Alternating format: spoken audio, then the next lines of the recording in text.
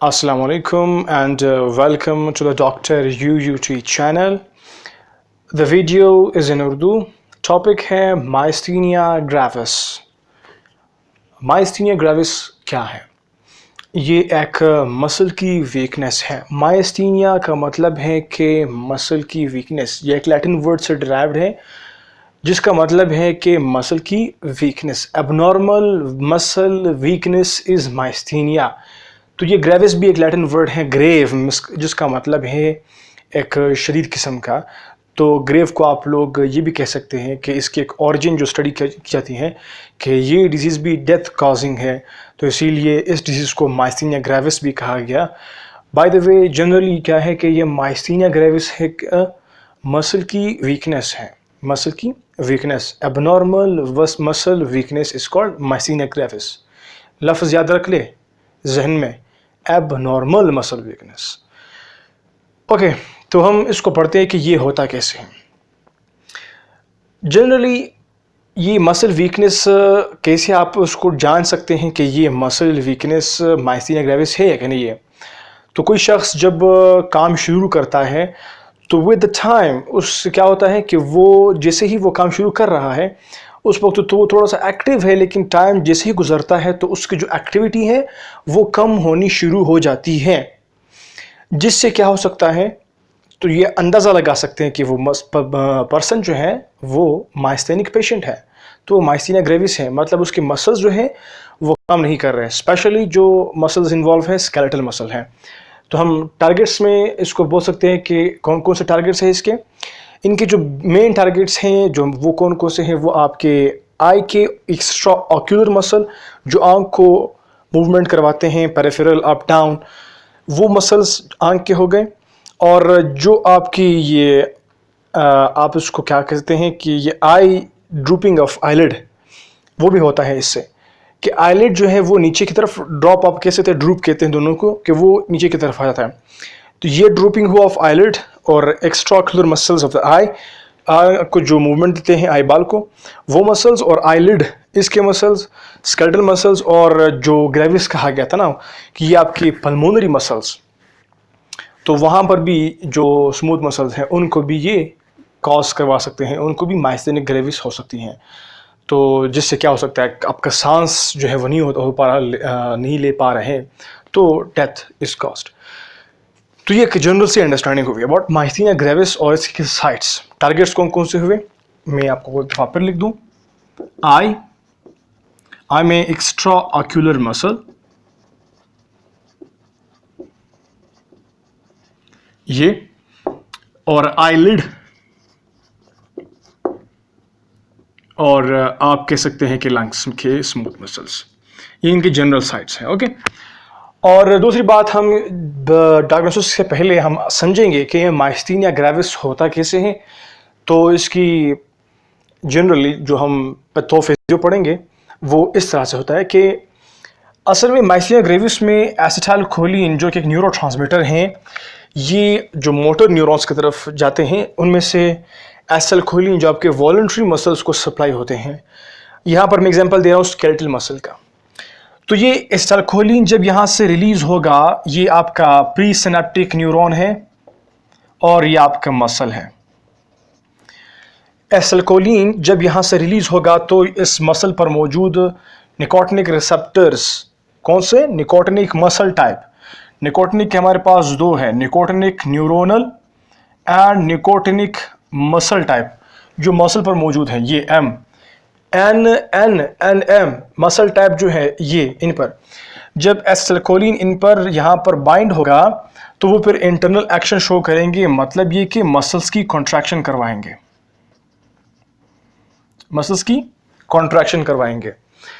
तो myasthenia gravis में क्या होता है, माइस्थीनिया ग्रेविस में एसिटाइलकोलिन जो है वो इस रिसेप्टर पर बाइंड नहीं होता, जिससे मसल की कॉन्ट्रैक्शन नहीं होती. ये बाइंड क्यों नहीं होता, इनके चंद वजूहात ये कि यहाँ पर मौजूद हैं एसिटाइलकोलिन एस्टरेज एंजाइम. ये एंजाइम क्या करता है, इस एसिटाइलकोलिन को तोड़ देता है दो पार्ट्स में, एसीटेट एंड कोलिन.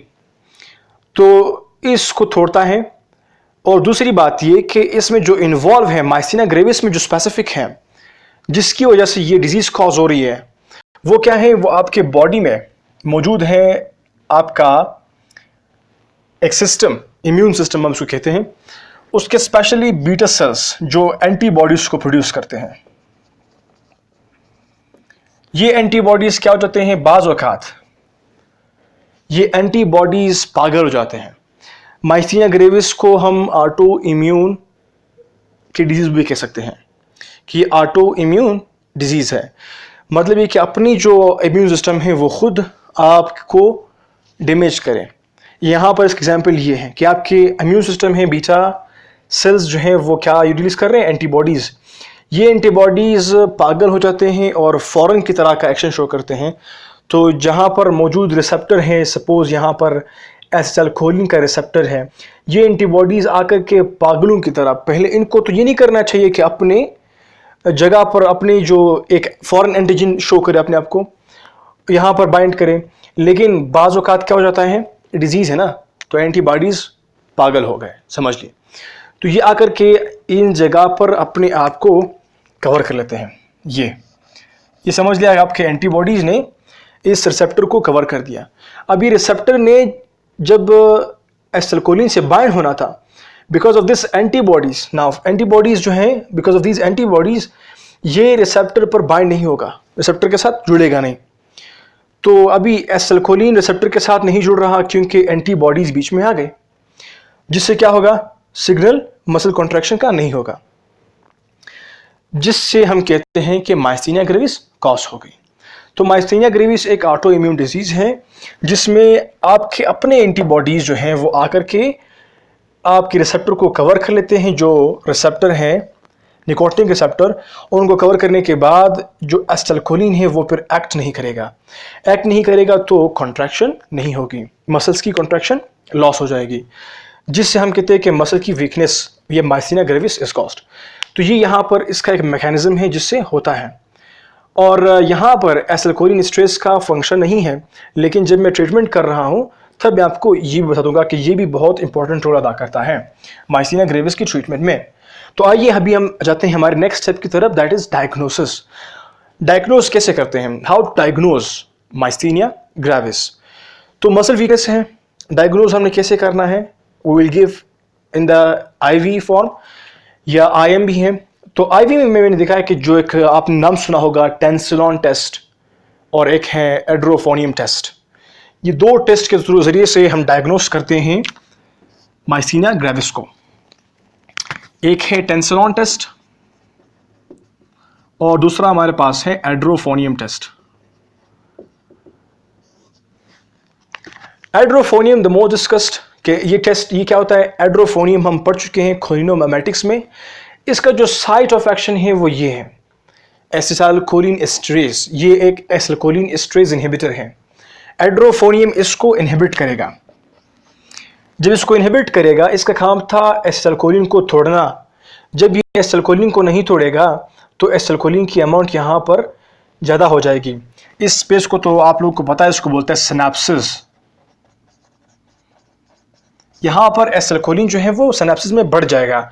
ज़्यादा सिनेप्सिस में अमाउंट होगी, कंसंट्रेशन होगी एसिटाइलकोलिन की, उतनी ज़्यादा चांसेस है कि ये रिसेप्टर को एक्टिवेट करे और कंट्रैक्शन करवाएं।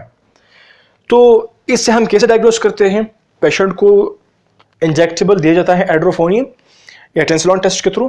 तो एड्रोफोनियम जब दिया जाता है, इसका काम है इसको इनहिबिट करना। जैसे ही इनहिबिशन शो करेगा तो पेशेंट जो है उसका जो कंट्रैक्शन का मैकेनिज्म है वो बहाल हो जाएगा। मतलब कि पेशेंट फॉर अ वाइल आपके पास आ गया, उसके मसल बहुत वीक है। जैसे ही एड्रोफोनियम दिया गया तो उसकी जो मसल वीकनेस है वो फॉर अ वाइल 30 मिनट्स के अंदर, 5 to 10 और 30 मिनट्स लगभग, उस वक्त तक इसकी जो मसल की वीकनेस है वो ख़त्म हो जाती है, मसल सही हो जाते हैं। अगर वो उसकी आई ड्रूपिंग हो रही थी, आईलिड्स को हम बोलते हैं, या ऑक्यूलर मसल्स जो थे वो सही तरीके पर एक जगह पर टिक नहीं पा रहे थे, उसकी आंख इधर उधर क्या कर रहे थे, घूम रहे थे, यहाँ पर चक्कर लगा रहे थे, यहाँ पर चक्कर लगा रहे थे, वो खुद से इसको कंट्रोल नहीं कर पा रहा था। लेकिन बिकॉज ऑफ दिस मेडिसिन जिसने इसको इनहिबिट किया, एसिटाइलकोलिन की कंसंट्रेशन को बढ़ाई, तो कंट्रैक्शन हुआ और उसने अपने आंखों को सीधा किया, और या आप कह सकते हैं कि उसने आईलिड को ऊपर कर लिया, उसको ऊपर करने में वो कामयाब रहा, या फिर स्केलेटल मसल्स की जो मूवमेंट है उसको वो आसान करने में उसके लिए आसानी हो गई। तो इस तरीके से हम डायग्नोस कर लेते हैं। अगर एड्रोफोनियम देने के बाद उसकी मसल वीकनेस बहाल हो गई तो हम कह सकते हैं कि वो माइस्थेनिया ग्रेविस है। अगर नहीं हुई, नेक्स्ट कंडीशन है, फिर वो हम नेक्स्ट वीडियो में डिस्कस करेंगे। तो इस तरीके से हम ट्रीटमेंट भी करते हैं। अगर सपोज कीजिए पेशेंट जो है वो माइस्थेनिया ग्रेविस है, एड्रोफोनियम से उसकी जो मसल की वीकनेस है वो ख़त्म हो गई, फिर हम क्या करते हैं, हम ट्रीटमेंट की तरफ जाते हैं, एक फर्दर प्रोसीजर अपनाते हैं। ट्रीटमेंट फॉर माइस्थेनिया ग्रेविस आप खुद समझ सकते हैं। इस चार्ट को देखिए, ये जो डायग्राम है इसको देखिए, आपको माइस्थेनिया ग्रेविस का पेशेंट का जो मैकेनिज्म है उसकी ट्रीटमेंट है वो खुद समझ आ जाएगी। पहली बात ये कि ट्रीटमेंट में आपने क्या करना है, दो बातें ज़हन करनी है। एक बात ये कि आपने जो इम्यून सिस्टम है इसको प्रेस करना है। फर्स्ट ट्रीटमेंट में आपने दो बातें ज़हन करनी है। एक, आपने इम्यून सिस्टम को इनहिबिट करना है, और दूसरा यहां पर आपको दिखाई दे रहा है, देखो ये भी पॉजिटिव है और ये भी पॉजिटिव है।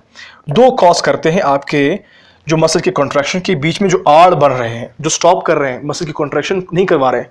दो चीज़ें हुई, एसिटाइलकोलिन एंजाइम और इम्यून सिस्टम यानी कि आपके बीटा सेल्स। तो आपने इन दोनों के ऊपर काम करना है। ये आपकी ट्रीटमेंट हो गई, इम्यून सिस्टम को प्रेस करना और एसिटाइलकोलिन एस्ट्रेस को इनहिबिट करना, ये दो बातें। तो हम क्या करते हैं, इम्यूनोसप्रेसेंट देते हैं, लाइक प्रेडनिसोन,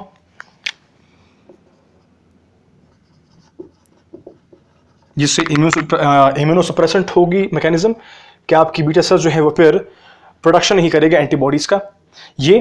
और दूसरा, हम एसिटाइलकोलिन एस्ट्रेस इनहिबिटर्स देंगे जो इसको इनहिबिट करेंगे। दो हमारे पास बहुत डिस्कस और यूज्ड हैं, एक हमारे पास है फाइजोस्टिगमीन और दूसरा हमारे पास है नियोस्टिगमीन। ये दो एसिटाइलकोलिन एस्ट्रेस इनहिबिटर्स हैं जो इसमें यूज होते हैं। और एक बहुत थर्ड जो इनसे बिल्कुल थोड़ा सा कंसेप्ट आपको बाहर ले जा रहा है, लेकिन दोबारा आपको इस तरफ ला रहा है वो कंसेप्ट, वो ट्रीटमेंट क्या है, वो है थाइमस की रिमूवल। थर्ड है थाइमस जो ग्लैंड है उसकी रिमूवल, थाइमस ग्लैंड उसको रिमूव करवाते हैं। अभी थाइमस ग्लैंड को क्यों रिमूव करवाता है, इसका मैकेनिज्म फुली नाउन नहीं है, लेकिन थोड़ा सा क्लू ये बनता है कि आपने जानते होंगे कि आपका जो इम्यून सिस्टम का जो जनरेटर है वो ये है, मींस कि हेल्पर टी सेल्स को ये बनाते हैं। और आप जानते हैं कि हेल्पर टी सेल्स जब बनता है, हेल्पर टी सेल्स वो जाकर के बीटा सेल्स को स्टिमुलेट करते हैं कि वो एंटीबॉडीज बनाएं। अगर थाइमस नहीं है तो हेल्पर टी सेल्स नहीं आ रहे, और हेल्पर टी सेल्स नहीं है तो फिर बीटा सेल्स स्टिमुलेशन नहीं हो रही है और उसकी प्रोडक्शन नहीं हो रहे हैं, एंटीबॉडीज नहीं बन रहे। इस तरीके से आप कह सकते हैं कि ये तीन तरीके ट्रीटमेंट के लिए हम यूज़ कर सकते हैं, दैट इज इम्यूनोसप्रेसेंट और एसिटाइलकोलिन एस्ट्रेस इनहिबिटर्स और थाइमस ग्लैंड की removal. That's it. A very simple understanding about myasthenia gravis, targets, diagnosis, and treatment. Hope so you got. Thank you.